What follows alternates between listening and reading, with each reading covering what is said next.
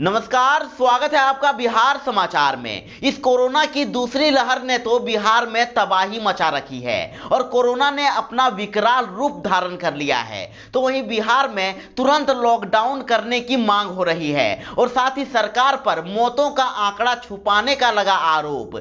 CM Nitish ने high level meeting कर लिए बड़े फैसले। तो ऐसे ही आपकी काम की और सेलेक्टेड बिहार की बड़ी खबरों को हम इस वीडियो में आपको बताएंगे। इससे पहले आपसे एक छोटी सी अनुरोध है कि इस वीडियो को एक प्यारा सा लाइक अवश्य कर दीजिएगा। आपका एक लाइक करना ही हमारी मेहनत का फल होता है। तो चलिए शुरुआत करते हैं आज की बड़ी खबर से।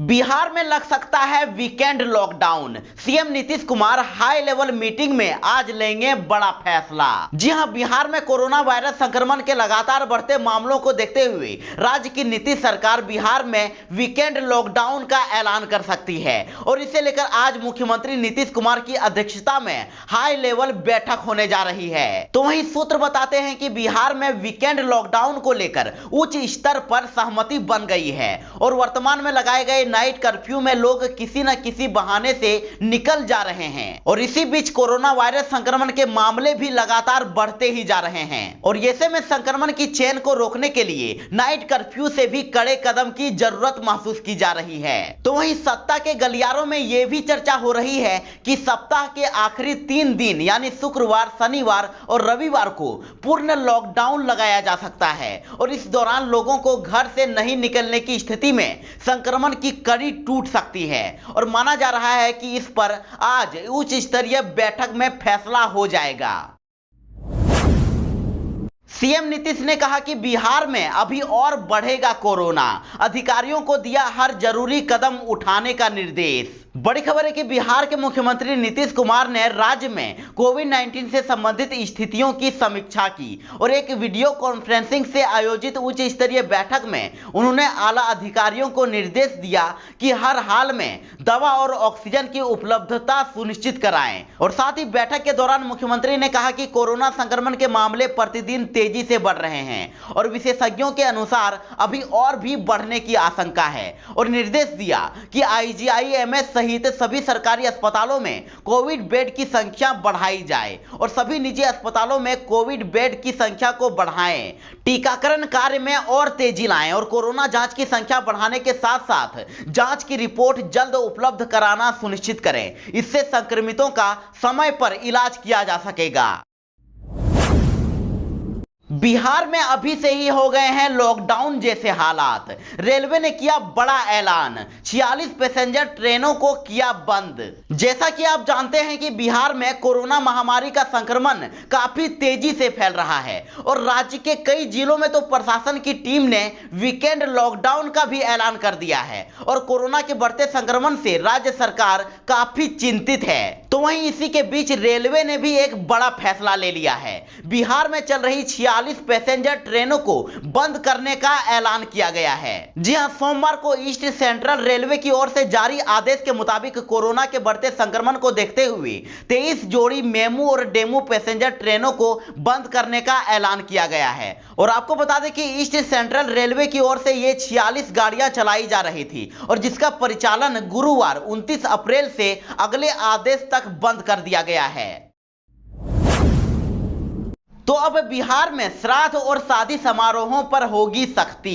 कोरोना गाइडलाइन का करना होगा पूरा पालन। पुलिस मुख्यालय ने सभी जिलों के एसपी को दिया निर्देश। जी हां, कोरोना की बढ़ती रफ्तार पर रोक लगाने के लिए सरकार द्वारा लगाए गए प्रतिबंधों का अब सख्ती से पालन कराया जाएगा और इसमें शादी समारोहों और श्राद्ध कार्यक्रमों में तय मापदंडों से अधिक लोगों की मौजूदगी नहीं होने दी जाएगी और इसको लेकर एडीजी विधि व्यवस्था अमित कुमार ने सभी जिलों के एसपी को इसे सुनिश्चित कराने के लिए आदेश जारी किया है। तो वहीं आपको बता दें कि कोरोना के फैलाव को रोकने के लिए सरकार द्वारा 18 अप्रैल को गाइडलाइन जारी की गई है और राज्य राज्य भर में नाइट कर्फ्यू है और इसके अलावा धार्मिक स्थानों को श्रद्धालुओं के लिए बंद करा दिया गया है और भीड़ भाड़ को नियंत्रित करने के लिए कई अन्य कदम भी उठाए गए हैं। तो वहीं शादी समारोह के साथ श्राद्ध कार्यक्रम के आयोजन पर रोक नहीं लगाई गई है, पर इसमें लोगों की मौजूदगी सीमित कर दी गई है और ऐसे आयोजनों में अधिकतम 100 व्यक्ति तक शामिल हो सकते हैं। तो वहीं पुलिस मुख्यालय ने सभी जिलों के एसपी को आदेश दिया है कि वह आयोजकों को थाना प्रभारी के जरिए यह बता दें कि किसी भी सूरत में तय मापदंड से ज्यादा व्यक्ति समारोह में मौजूद ना हो। तेजस्वी ने सरकार पर लगाया गंभीर आरोप, कहा कि देश में ऑक्सीजन व दवाओं की है भारी कमी, जमाखोरी को बढ़ावा दे रही है सरकार। नेता प्रतिपक्ष तेजस्वी यादव ने बढ़ते कोरोना संक्रमण को लेकर फिर से सरकार पर सवाल खड़े किए हैं और उन्होंने ट्वीट करके कहा है कि देश में कोरोना की सीमित जांच हो रही है और इसके बावजूद प्रतिदिन लाखों लोग संक्रमित हो रहे हैं और इलाज के अभाव में हजारों लोग मर जा रहे हैं। उन्होंने कहा कि मृतकों के जो आंकड़े जारी किए जा रहे हैं उससे 10 गुना अधिक मौतें हो रही है। तेजस्वी ने कहा कि जरूरी दवाओं और ऑक्सीजन की देश में भारी कमी है और साथ ही उन्होंने आरोप लगाया कि सरकार जमाखोरी और मुनाफाखोरी को बढ़ावा दे रही है। और साथ ही एक अन्य ट्वीट में नेता प्रतिपक्ष तेजस्वी यादव ने राज्य सरकार से पूछा है कि वो बताएं कि विपक्ष से सरकार को क्या मदद चाहिए। उन्होंने कहा कि लेकिन कृपया कर बुनियादी स्वास्थ्य सेवा और इलाज के अभाव में मर रहे मेरे राज्यवासियों को बचा लीजिए। तो वहीं पप्पू यादव ने कहा कि मौत का आंकड़ा छुपा रही है नीतीश सरकार और पटना में ही जल रही हैं 100 चिताएं। जी हां, बड़ी खबर है कि जन अधिकार पार्टी के राष्ट्रीय अध्यक्ष पप्पू यादव ने बिहार सरकार पर कोरोना से मरने वालों का आंकड़ा छुपाने का आरोप लगाया है। पप्पू यादव ने कहा कि बिहार में प्रतिदिन कोरोना से सैकड़ों मौतें हो रही है और बिहार सरकार मौत के आंकड़े को छुपा रही है। उन्होंने कहा कि बिहार के अस्पतालों में जल्लाद और स्वास्थ्य विभाग में किलर बैठे हुए हैं और इन सब का एकमात्र उद्देश्य मरीजों को मारना है और इन अस्पतालों ने मरीजों को मरने के लिए छोड़ दिया है। अधिकतर निजी अस्पताल बगैर इंफ्रास्ट्रक्चर चल रहे हैं और अगर सरकार बिहार में कोरोना के लहर को तोड़ना चाहती है तो कोविड अस्पतालों को सेना के हवाले कर देना चाहिए जिससे अस्पताल सुचारू रूप से चल सके। उन्होंने कहा कि संक्रमण गांव में तेजी से फैल रहा है और अस्पतालों में गंदगी का अंबार लगा हुआ है, डॉक्टर नहीं आ रहे हैं, वार्ड बॉय अस्पताल चला रहे हैं और इन परिस्थितियों में से निपटने का एकमात्र उपाय है कि कोविड अस्पतालों को सेना के हवाले किया जाए। और इसके साथ ही उन्होंने कहा कि बिहार में प्रतिदिन कोरोना से सैकड़ों मौतें हो रही है और बिहार सरकार मौत के आंकड़े को छुपा रही है और सिर्फ पटना में ही प्रतिदिन 100 की संख्या में मौतें हो रही है और कल सिर्फ बांस घाट और गुलाबी घाट में ही 90 से अधिक कोरोना मरीजों का दाह संस्कार हुआ है।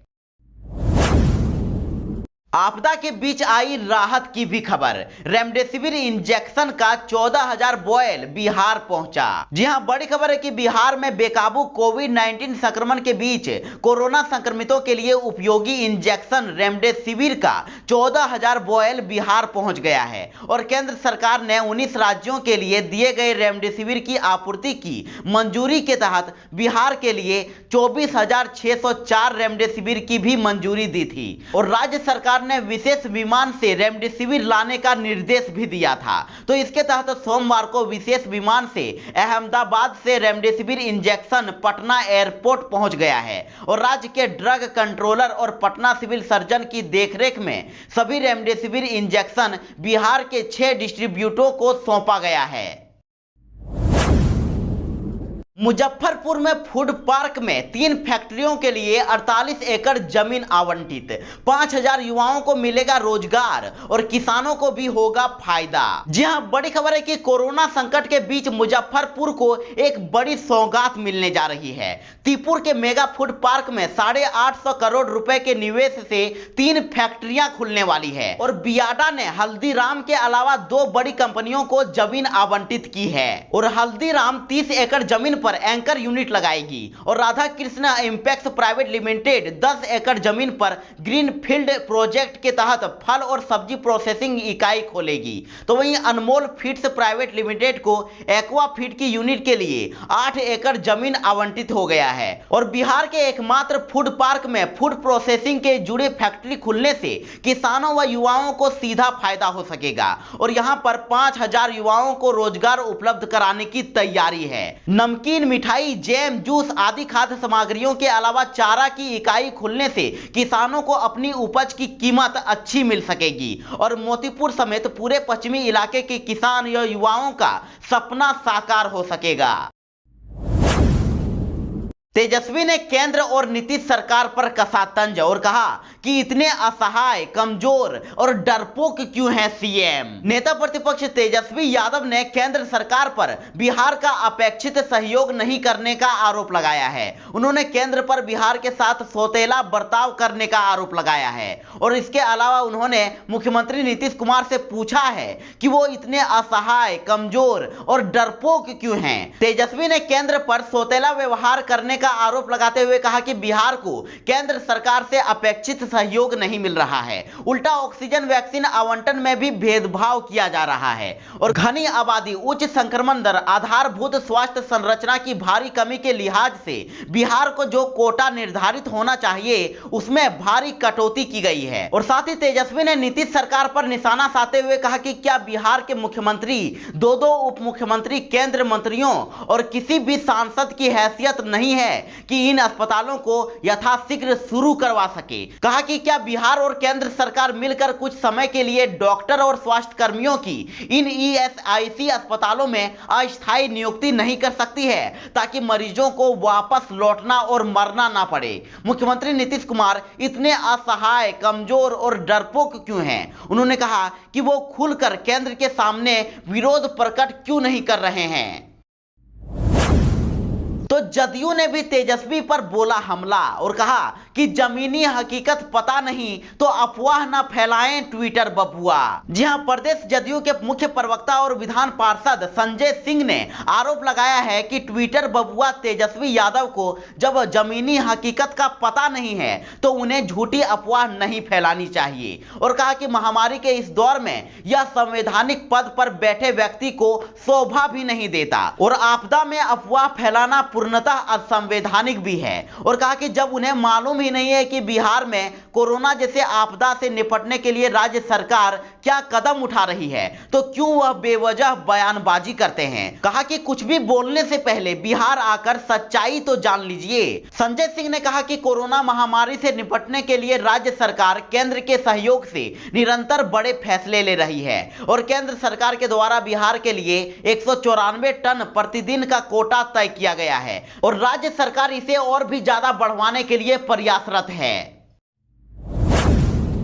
बिहार में कोरोना ने कोहराम मचा दिया है। 24 घंटों में मिले हैं 11,801 नए संक्रमित। जी हां, बिहार में कोरोना संक्रमण तेजी से बढ़ने के साथ ही गंभीर कोरोना मरीजों की संख्या भी बढ़ गई है और सरकारी आंकड़े भयावह होते जा रहे हैं। हर रोज नए मामले और मौत की संख्या बढ़ रही है और पिछले 24 घंटों में 11,801 नए कोरोना संक्रमितों की पहचान की गई है और स्वास्थ्य विभाग से मिली जानकारी के अनुसार राज्य में पिछले 24 घंटों में 80,401 सैंपलों की जांच की गई है। एक्टिव मरीजों की संख्या 89,000 के पार हो गई है। तो वहीं सरकार के मुताबिक सोमवार को राज्य में कोरोना के कारण 67 मरीजों की मौत हो गई है। तो वहीं दैनिक भास्कर की खबर में दिया गया है कि कोरोना के बढ़ते रफ्तार को अब जांच घटाकर रोका जा रहा है और आंकड़ों की गणित के लिए जांच का आंकड़ा भी हर दिन कम ज्यादा हो रहा है। रविवार को 1,04,091 लोगों की जांच कराई गई थी, तब 12,795 नए मरीज सामने आए थे।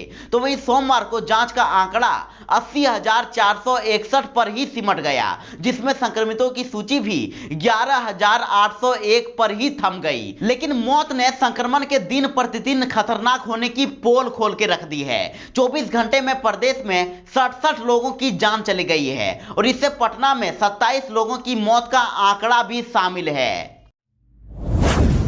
तो इस खबर को अब आप देखिए कि बिहार में अस्पताल से लेकर शमशान तक हर जगह जबरन हो रही है वसूली। आपदा में भी कालाबाजारी से नहीं चूक रहे लोग। जी हां, पूरी दुनिया कोरोना संक्रमण की दूसरी लहर से आक्रांत है और यह खतरनाक वायरस हर दिन किसी न किसी हमारे अपने रिश्तेदारों परिचितों की जान ले रहा है और बिहार में अभी हर दिन 12,000 से अधिक लोग इसकी चपेट में आ रहे हैं और इसमें सर्वाधिक 15 से 20% तक पटना जिले के लोग हैं और इसके चलते स्वास्थ्य व्यवस्था का दबाव काफी बढ़ गया है और जिसका धंधेबाज खूब लाभ उठा रहे हैं। वे बाजार में मेडिकल उपकरण व दवाओं की मनमानी कीमतें वसूल रहे हैं और मरीजों को अस्पताल तक लाने के लिए निजी एम्बुलेंस वाले कई गुना अधिक किराया भी ले रहे हैं। और यही नहीं, फल व किराना सामान के दाम भी अचानक से काफी बढ़ गए हैं और आपदा के इस समय में भी कुछ लोग मानवता दिखाने के बजाय इसे कमाई का अवसर मानते हुए काला बाजारी में जुट गए हैं। कोरोना मरीजों की संख्या बढ़ते ही सरकारी व निजी अस्पतालों में बेड मिलना काफी मुश्किल हो गया है और ऐसे वक्त निजी अस्पताल मनमाना शुल्क वसूलने से पीछे नहीं हट रहे हैं और पहले तो बेड नहीं मिलने का बहाना बनाया जाता है और फिर एडवांस के तौर पर 50 से 80 हजार रुपए तक मांगे जाते हैं और ऐसे में निम्न व मध्य वर्ग के मरीजों के सामने, गरीबों के सामने घर पर ही इलाज कराने के सिवाय कोई उपाय नहीं दिखता। तो वहीं राज्य सरकार द्वारा निजी अस्पतालों के लिए इलाज का शुल्क निर्धारित किए जाने के बावजूद इलाज व दवा के नाम पर अधिक पैसे वसूले जाने की शिकायतें लगातार मिल रही है।